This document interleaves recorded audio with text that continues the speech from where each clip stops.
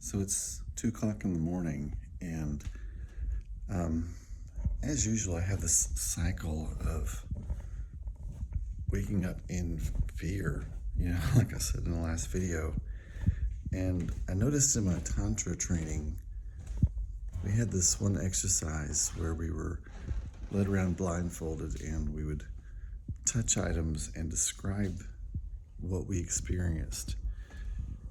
And it was interesting because I would have a memory or a story attached to everything I touched and experienced. And this was a house that was for the retreat, so I didn't live there for just for that weekend.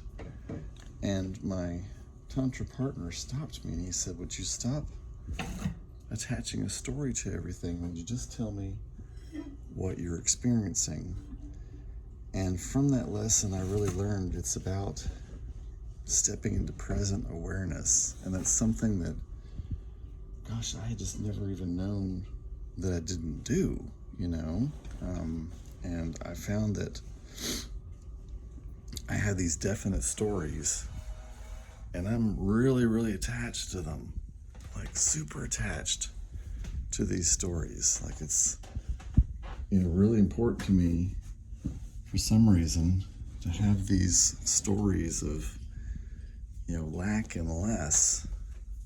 And I'm wondering if anybody else experiences that, if that's something that you go through too, where, you'll be in a state of fear and yet in a state of concerned about something or worried about something, and it's something you can't do anything about in the moment.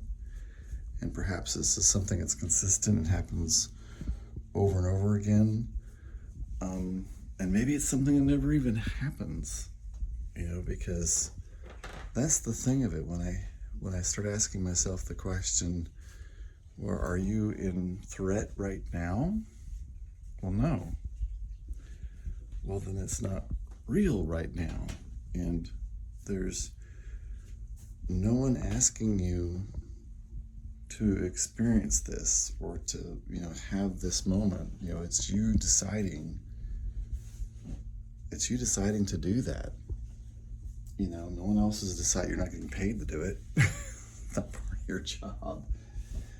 And really, it's ruining your day.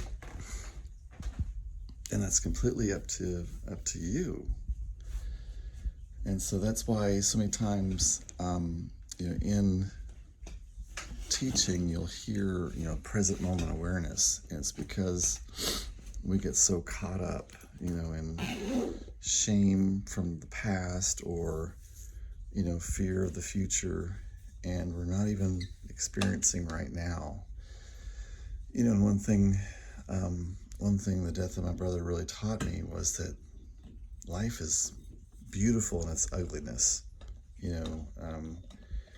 Caring for someone that can't go to the bathroom and who can't tell you, when they're sick or not feeling well, and if they start throwing up or whatever, they can't explain to you why.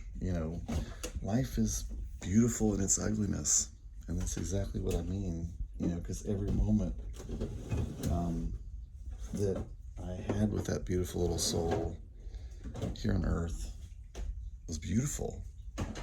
Just in its rawness and its authenticity. And, it was just, And so life is precious, and we only get such a little bit of it. In my viewpoint, we don't just stop, we go on to another existence. This is just a part of it. And so, gosh, we just need to breathe, or at least I do.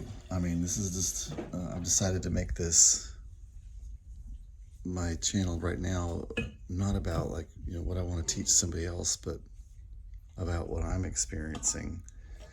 So I'm creating these to help myself monitor where I am. If that helps someone, that's amazing. hope it does. But at the end of the day, all I can control is if it helps me. And I want to be the best husband. I want to be the best father. I want to be the best grandfather. I want to be the best friend. I want to be the best coworker. I want to be the best human that I possibly can, because this is going to be here I am here I am projecting. But from what all is coming together, this will probably be a very, very hard year coming up. I think there's going to be a lot of people that are going to find out that what they thought they were setting up for isn't what's going to happen. I think there's going to be a lot of people with threat, certainly the queer community. But I think there's going to be a lot of other people that are going to be hit first, harder. And it's not something I like or I'm glad about. It's something I'm wondering how I can be a point of light, how I can be of help, in this moment for people. And I hope y'all aren't judging my dirty house. Realize we've just been here a month, and it's so funny to me because we gained like 800 square feet with a twice as big garage, and literally every room is full, and we didn't buy any furniture. Literally the only thing we bought was a washer and dryer because I got a stackable unit because I have a fancy cat box. I may have to show you that sometime because it's really quite fascinating. It hooks to water and sewer and then cleans itself. But anyway, I digress. As normal ADHD, I didn't know how much on the spectrum I was. And perhaps that's why I'm surrounded by people on the spectrum in my own home. Oh, good, my car auto started. Yay. So anyway, I'm going to the gym, which is something that I do when I just wake up like this. I tend to like to go to the gym when it's when hardly anybody will be there. It's just more comfortable for me.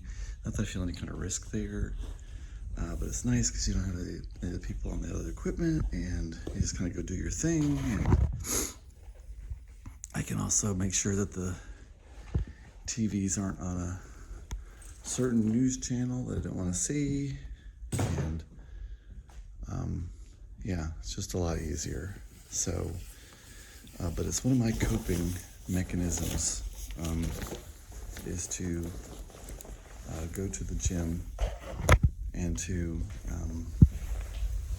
have that exercise in that moment. I've had to really scale back because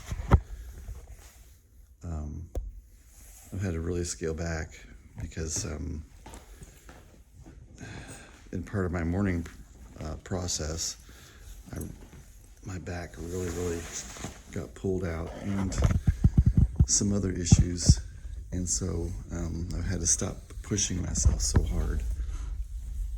But I still show up.